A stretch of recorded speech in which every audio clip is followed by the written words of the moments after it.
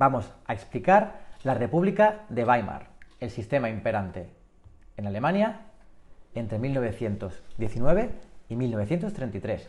Recordemos que Alemania viene de ser derrotada en la Primera Guerra Mundial, el Kaiser Guillermo II abdicó en 1918 y se eligió un parlamento nuevo. El nuevo canciller fue Friedrich Ebert, líder del Partido Socialista. Y la primera acción de Ebert fue rendirse a los aliados, firmando en un tren en el bosque de Compiègne el armisticio de noviembre de 1918. Esto es el primer paso que dará lugar en junio del 19 a la firma del Tratado de Versalles. Como otros países europeos al final de la Gran Guerra, Alemania era un caos social, económico y político. Los trabajadores tomaron varias ciudades y parecía que iba a producirse una revolución socialista como había pasado en Rusia. Revolución que estaba liderada por Vladimir Ulyanov, conocido como Lenin, como ya hemos visto.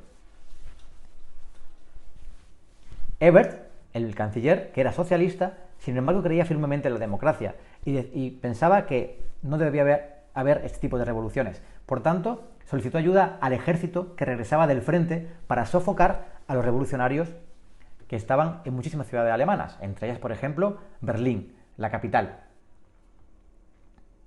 El ejército sofocó estas revoluciones, estos inicios de revolución, causando, por otro lado, decenas de miles de muertos, y en agosto de 1919 quedó establecida la República de Weimar. La nueva república proclamó una constitución muy progresista para la época, que dio el voto a hombres y mujeres de 20 años en adelante. La república nacía desde el principio con muchos enemigos, tanto a izquierda como a derecha, y va a sufrir unos primeros años de crisis. Entre 1919 y 1923 hará frente a diversos intentos de golpes de Estado y además varios ministros alemanes fueron asesinados. Por un lado tenemos el Tratado de Versalles, con su cláusula de la culpabilidad de Alemania. Esto va a hacer que la población vea el tratado como un diktat, una imposición de las potencias extranjeras, sin olvidar el pago de las ingentes cantidades de reparaciones de guerra a las que se vio Alemania por ese tratado. Reparaciones que tenía que hacer, sobre todo, a Gran Bretaña y a Francia, en concepto de daños de guerra y pensiones. Por otro lado, empieza a extenderse el mito de la puñalada por la espalda, según el cual pacifistas, comunistas y judíos habían trabajado desde la retaguardia para hacer fracasar al ejército alemán.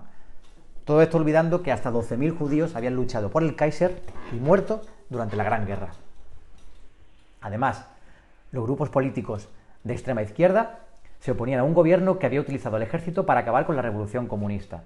Y otros grupos, como por ejemplo un partido muy pequeñito llamado Partido Nacional Socialista de los Trabajadores Alemanes, empiezan a coger también muchísima importancia en esta época, dirigido este partido en concreto por una persona dotada de un talento para la oratoria y la comunicación fuera de lo normal. Ese personaje, que además había luchado en la Primera Guerra Mundial, es Adolf Hitler y tendrá un papel muy importante en Alemania en los años venideros. Además, Alemania hacía frente a serios problemas económicos, tenía muchísimas deudas para pagar los créditos de guerra y además tenía que pagar las reparaciones.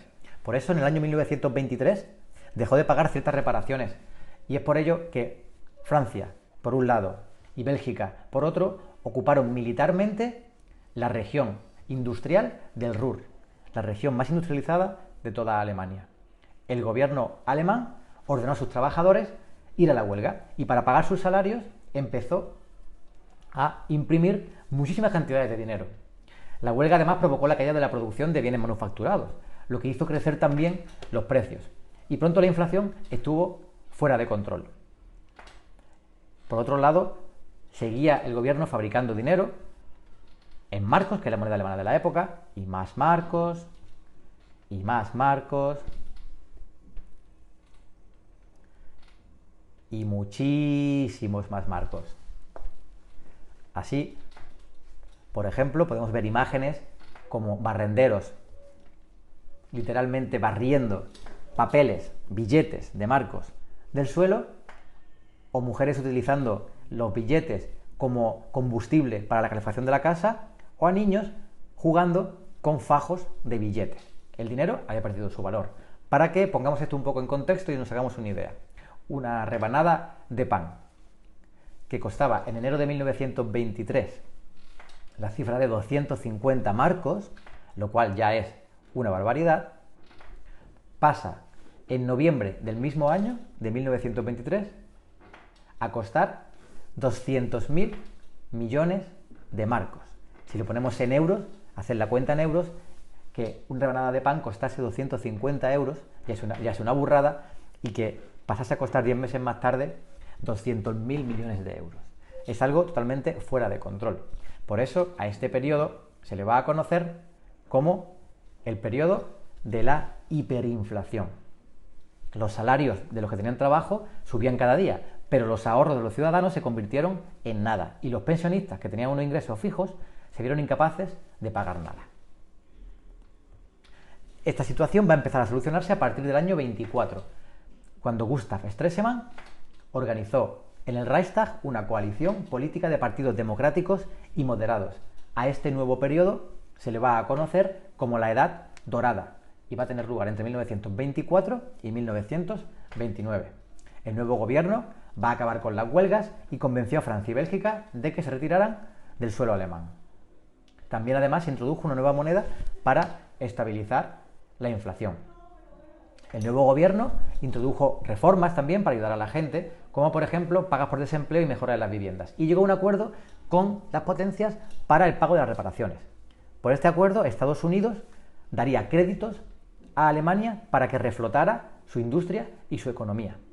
Con estos créditos y con estos beneficios, Alemania podría pagar las reparaciones de guerra tanto a Gran Bretaña como al otro gran aliado, Francia.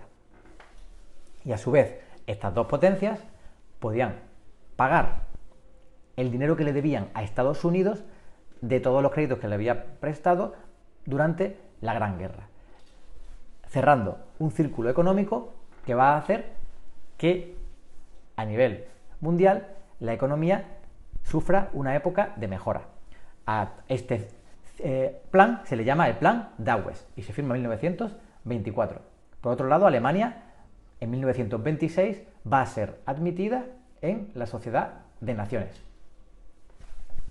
junto al resto de las potencias. Es esta la época del jazz, del swing, del charleston, músicas modernas que desde Estados Unidos se exportan al resto de Europa. Por ejemplo, podemos observar escenas como este hotel de Berlín, donde las parejas bailan al son de una banda de jazz en 1926, y también esta es la época de los cabarets, sobre todo en la ciudad de Berlín, ciudad muy abierta para la época.